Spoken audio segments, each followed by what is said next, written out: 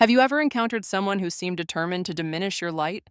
Someone who made you question your own worth through their constant need to compete, control, and criticize? There are people in this world who carry such deep wounds within themselves that they cannot help but try to wound others.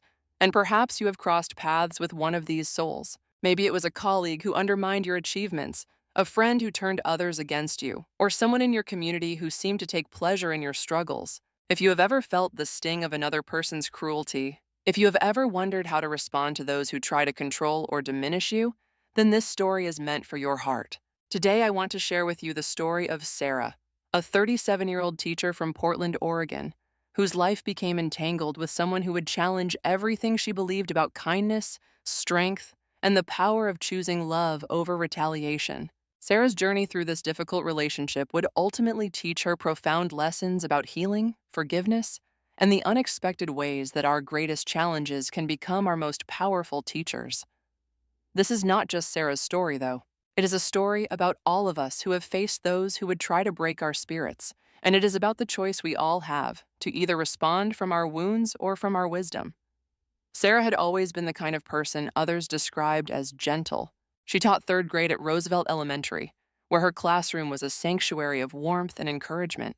Her students adored her, parents respected her, and her principal often held her up as an example of what teaching should look like. Sarah had built her career on the foundation of believing in others, of seeing potential where others saw problems, and of creating safe spaces where everyone could grow. She had never imagined that this very gentleness, this quality that made her so effective with children, would become the target of someone's cruelty. The challenge began when the school district hired a new assistant principal, a woman named Rebecca Martinez, who arrived at Roosevelt Elementary with impressive credentials and an equally impressive need to establish her dominance. Rebecca was 42, impeccably dressed, and possessed the kind of sharp intelligence that could either inspire or intimidate. Unfortunately for Sarah and many others at the school, Rebecca's intelligence was paired with a deep insecurity that manifested as a relentless need to prove her superiority by diminishing others. From the moment Rebecca walked through the doors of Roosevelt Elementary, Sarah could sense that her peaceful world was about to change. The first incident happened during a staff meeting in early September, just 3 weeks into the new school year. Sarah had been sharing a successful reading strategy she had developed over the summer, one that had already shown remarkable results with her students. As she spoke, she noticed Rebecca watching her with a strange intensity. Her eyes narrowed and her lips pressed into a thin line.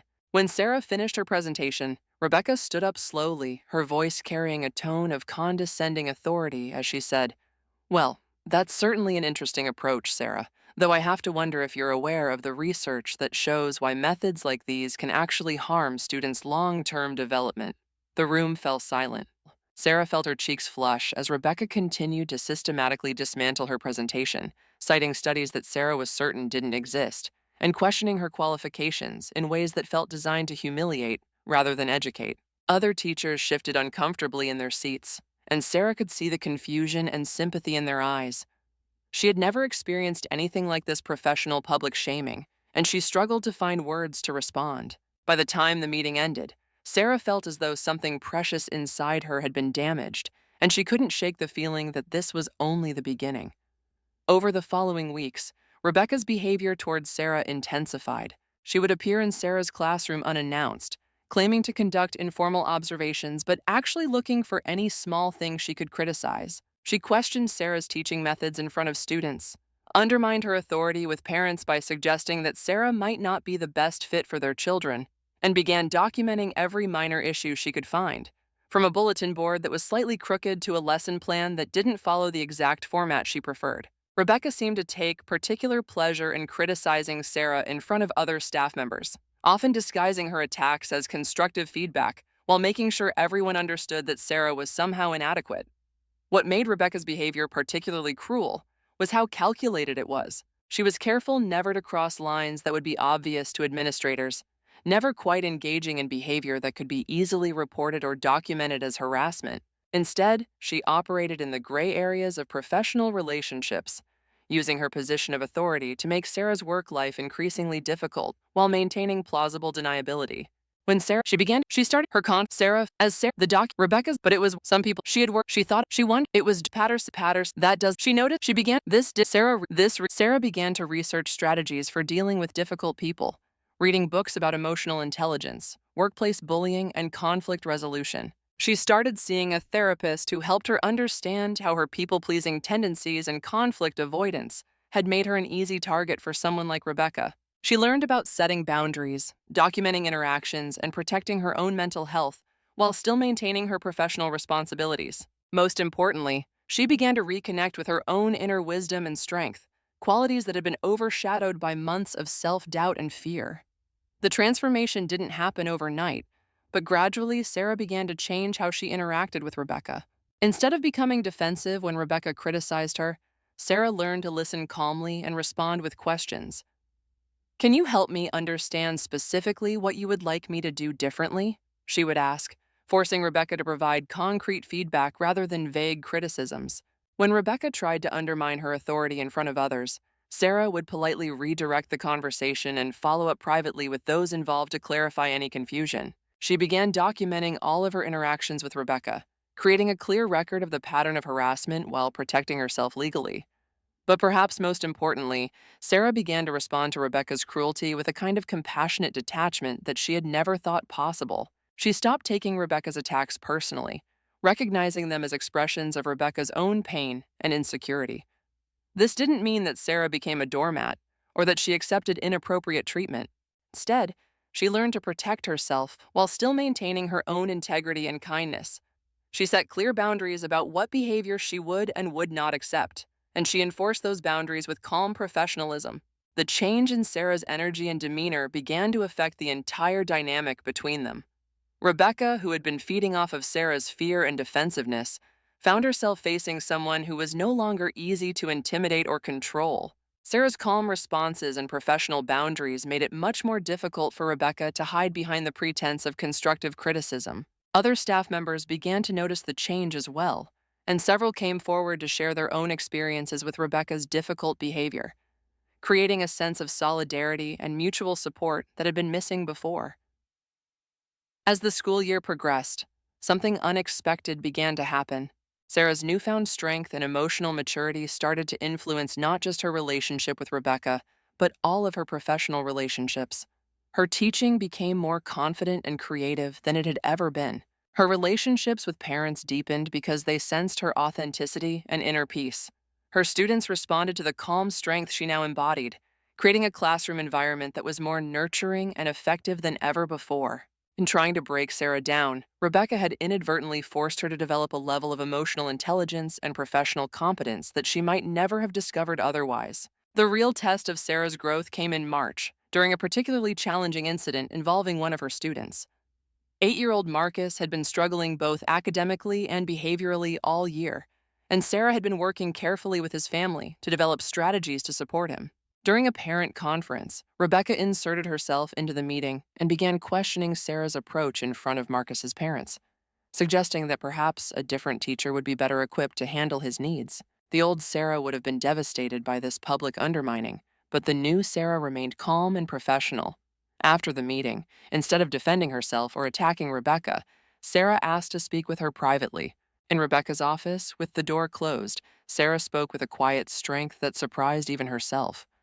"Rebecca, I understand that we may have different approaches to education, and I respect your position as assistant principal. However, I need you to know that undermining my authority in front of parents is not acceptable, and it ultimately harms the students we are both here to serve. I would appreciate the opportunity to discuss any concerns you have about my teaching privately, so that we can work together more effectively." What happened next was something Sarah had not expected. For the first time since they had been working together, Rebecca seemed genuinely taken aback. The confident mask slipped slightly, and Sarah glimpsed something vulnerable and uncertain in Rebecca's eyes. Rebecca's voice was quieter than usual as she said, "I suppose I can be direct sometimes. I'm just trying to maintain high standards." It was not an apology, but it was the closest thing to acknowledgement that Sarah had received, and it revealed the insecurity that drove so much of Rebecca's behavior. From that moment forward, the dynamic between Sarah and Rebecca began to shift in more significant ways. Rebecca's direct attacks on Sarah decreased noticeably, Though she continued to be difficult with other staff members, Sarah realized that she had not changed Rebecca, nor had she set out to do so. Instead, she had changed herself in ways that made Rebecca's previous tactics ineffective. She had learned to respond from strength rather than fear, from wisdom rather than reactivity, and from compassion rather than defensiveness. As Sarah reflected on her journey through this challenging relationship, she began to understand profound truths about human nature and the dynamics of power and control. She realized that people like Rebecca, who try to control and diminish others, are often driven by their own deep wounds and insecurities. They attack others' confidence because they lack confidence themselves. They try to make others small because they feel small. This understanding didn't excuse Rebecca's behavior, but it helped Sarah respond with wisdom and compassion rather than just pain and anger. Sarah also learned important lessons about her own patterns and triggers. She recognized that her lifelong tendency to avoid conflict and please others had made her vulnerable to manipulation and abuse. She understood that kindness without boundaries is not actually kindness at all, but rather a form of enabling that allows harmful behavior to continue. She discovered that true strength sometimes requires us to stand up for ourselves and others, even when it feels uncomfortable or scary. The experience taught Sarah about the difference between reacting and responding. When we react to someone's cruelty, we often mirror their energy, becoming defensive, angry, or vindictive. But when we respond, we choose our actions based on our values and wisdom rather than our immediate emotions. Sarah learned that responding with integrity and compassion, even to those who treat us badly, is not about being weak or passive.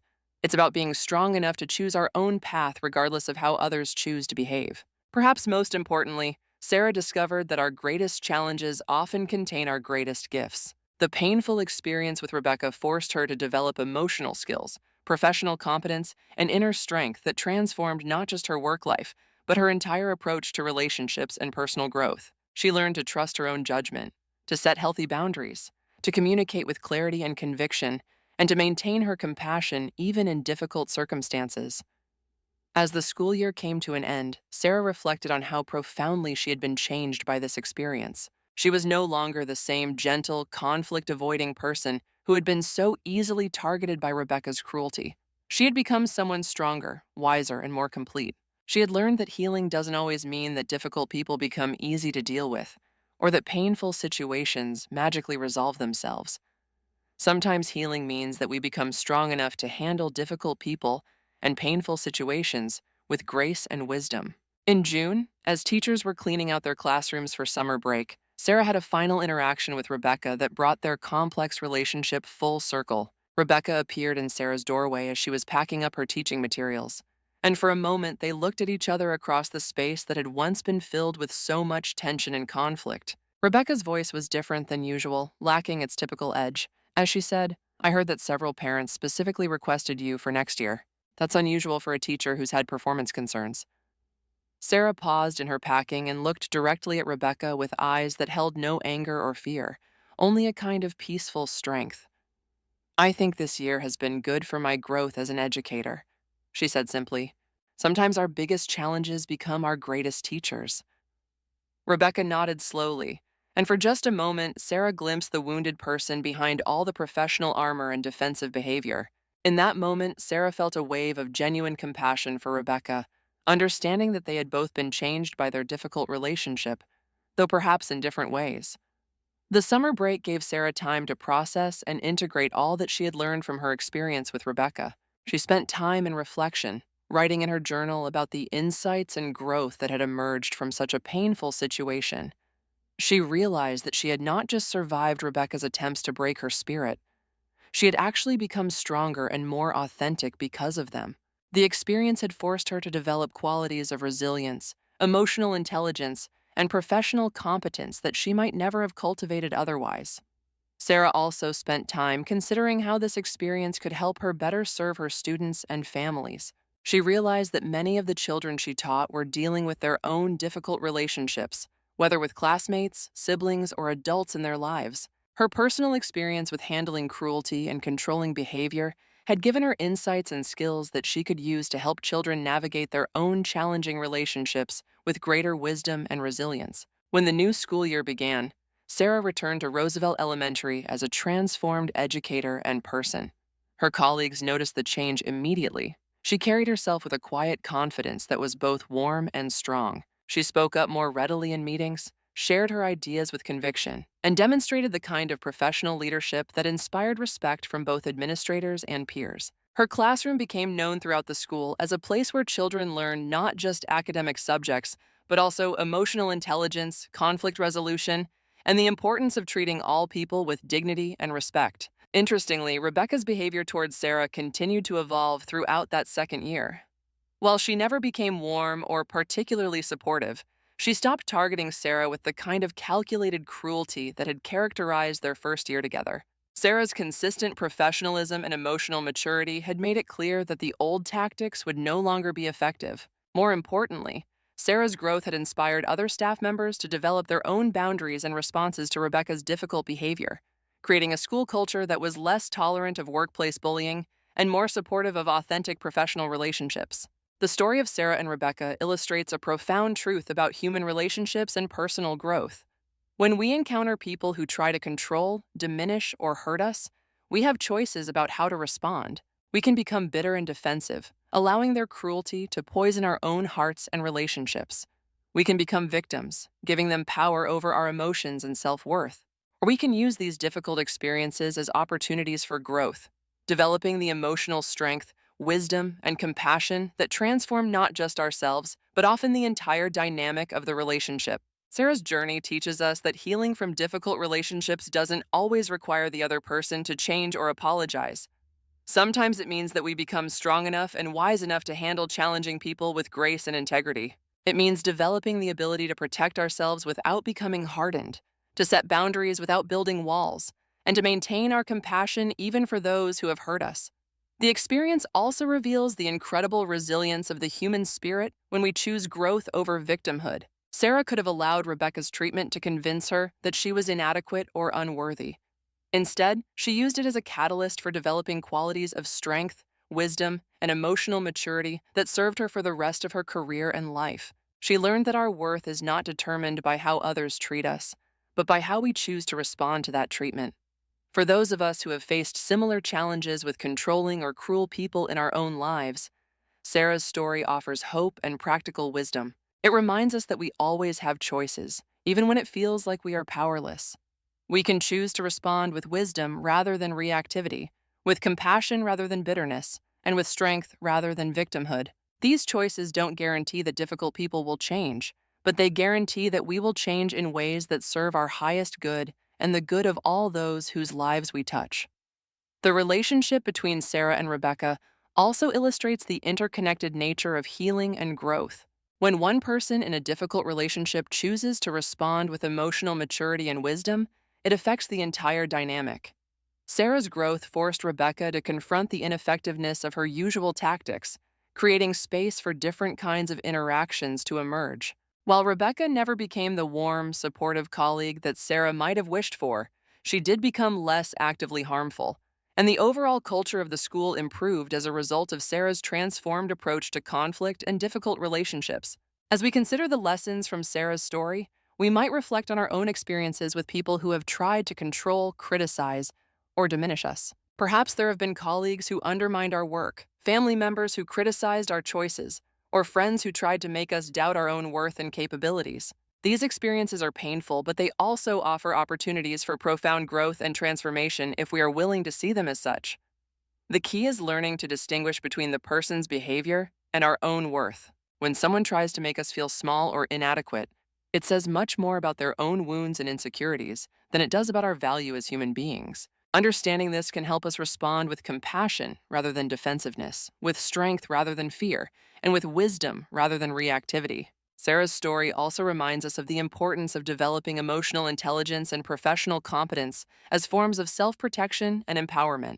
When we know our own worth, when we have clear boundaries, and when we can communicate with conviction and professionalism, it becomes much more difficult for others to manipulate or control us. These skills are not just defensive measures, they are positive qualities that enhance all of our relationships and contribute to our overall effectiveness and happiness. The transformation that Sarah experienced through her difficult relationship with Rebecca ultimately made her a better teacher, a stronger person, and a more compassionate human being. She learned to trust her own judgment, to stand up for herself and others, and to maintain her integrity even in challenging circumstances. These lessons served her throughout the rest of her career and influenced countless students, families, and colleagues who benefited from her increased wisdom and strength. Perhaps most importantly, Sarah's story teaches us that healing and growth are always possible, even in the most difficult circumstances. When we choose to respond to cruelty with wisdom, to meet control with calm strength, and to answer hatred with compassion, we not only protect ourselves, but also create possibilities for transformation that extend far beyond our own lives.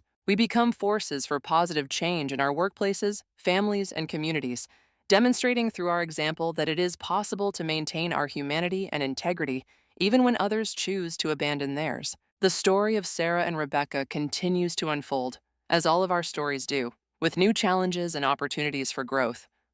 But the foundation of strength, wisdom, and compassion that Sarah developed through this difficult relationship continues to serve her in all aspects of her life. She learned that we cannot control how others choose to treat us, but we can always control how we choose to respond.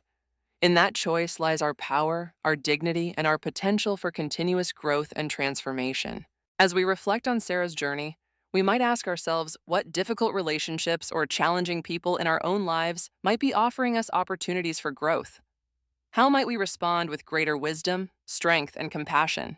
What boundaries do we need to set? What skills do we need to develop? And what perspectives do we need to shift in order to transform these challenges into catalysts for positive change? The path that Sarah walked is available to all of us. It requires courage to face our own patterns and triggers, wisdom to distinguish between reacting and responding, and compassion to maintain our humanity even in the face of cruelty. But for those willing to walk this path, the rewards are immense.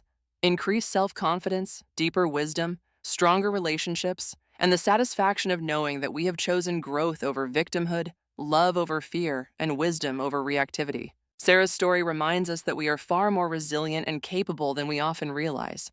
When faced with people who try to diminish our light, we have the power to shine even brighter.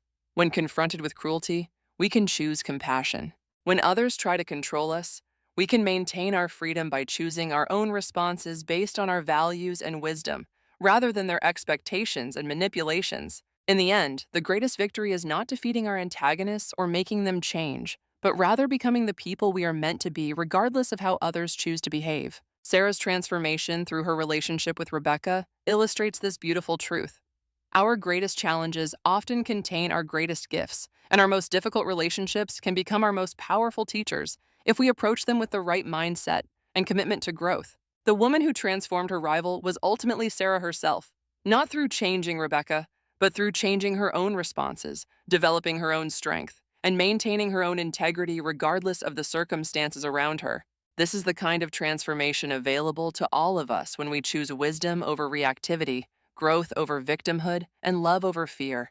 It is a choice we can make every day, in every relationship, and in every challenging situation we encounter. This is the healing power of choosing our own response, regardless of how others choose to behave.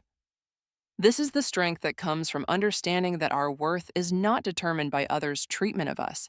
This is the wisdom that transforms difficult relationships from sources of pain into opportunities for profound growth and positive change. This is the path of true empowerment, and it is available to every one of us whenever we are ready to choose it. If this story touched something deep within you, if you have walked a similar path or are walking it now, know that you are not alone. Share this story with someone who might need to hear it, and remember that your greatest strength often emerges from your most difficult challenges. Your transformation matters, not just for you, but for everyone whose life you touch.